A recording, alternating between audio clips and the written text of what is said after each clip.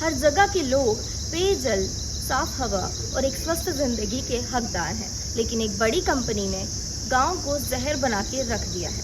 Company का नाम है वैली आयरन एंड स्टील। नदियों का पानी गंदा हो रहा है, बच्चे बीमार पड़ रहे हैं। ये सब देखने के बाद भी नेता लोग चुप है। क्या उन्होंने घूस खा ली है? ये सिर्फ भारापुर की कहानी नहीं है, ये हर उस जगह की कहानी है जहां पैसा, पावर और पॉलिटिक्स एक आम इंसान की जिंदगी से ज्यादा जरूरी हो गया है। वैली फैक्ट्री, जिसे डेवलपमेंट का एक सिंबल बताया गया था, वही अब बन चुकी है तबाही का एक जरिया। फैक्ट्री से निकलता हुआ केमिकल हवा और पानी दोनों को जहरीला बना रहा है। आंगन में डस्ट पार्टिकल गिर जाते हैं तो हमारे कपड़े भी गंदे हो जाते हैं, जूते भी गंदे हो जाते हैं, पैर भी गंदे हो जाते हैं। वैली फैक्ट्री में बहुत गंदा धुआं छोड़ती है और इसके लिए कोई सुनाई नहीं सुनता है।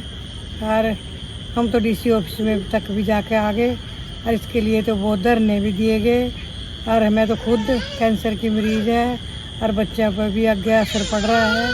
गांव वालों ने बार बार आवाज उठाई, प्रोटेस्ट किया, डीसी ऑफिस के चक्कर काटे।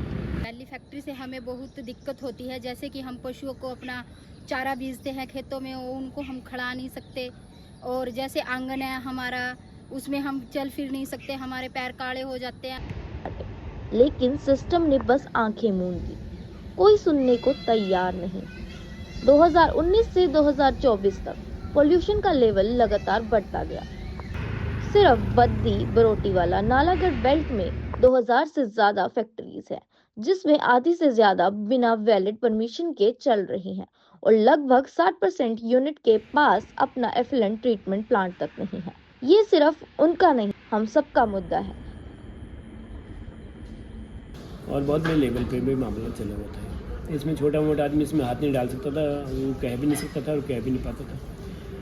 हम लोग भी जब लोकल लोगों के माध्यम से यहाँ पर जो जुड़े पिछले काफ़ी समय से, तो मुझे भी लगा कि बहुत प्रेशर है, बहुत सारा दबाव है और पॉलिटिकल दबाव भी हो सकता है और फाइनेंशियली दबाव भी हो सकता है। जब तक आवाज नहीं उठाएंगे तब तक सिस्टम बहरा बना रहेगा।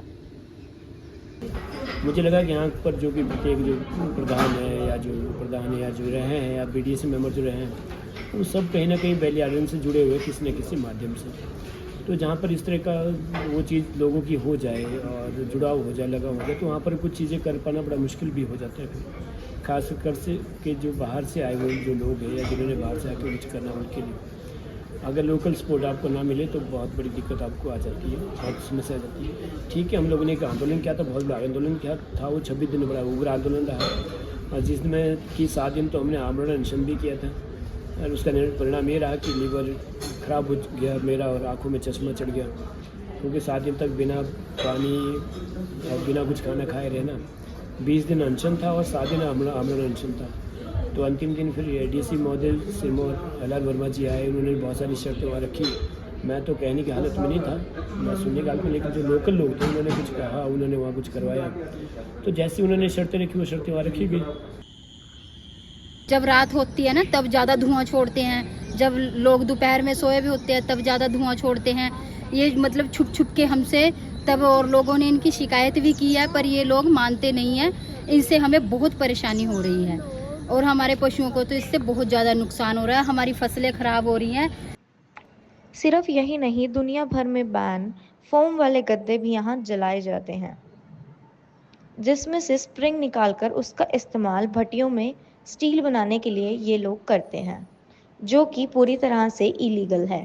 किसी के साथ भी दिक्कत आती है तो हम वहाँ खड़े रहेंगे, पर क्योंकि वो बड़े लेवल पे हो जाता है, बड़े लेवल पे वहाँ पर कुछ काम होते हैं, तो शायद नीचे लेवल पे लोगों को कर पाना ईजी नहीं रहता लोगों के लिए शायद ऐसा। वैली आयरन के खिलाफ कोई भी बोलने के लिए तैयार नहीं है। ग्रामीणों की आवाजें दबाई जा रही हैं। नाथुराम चौहान जी का भी यही कहना है कि इस कंपनी के लिंक कुछ बड़े लेवल पर हैं, जिसके कारण कोई भी इसके खिलाफ बोलने से कतराता है। चितकारा न्यूज़ के लिए मैं अनन्या चौधरी।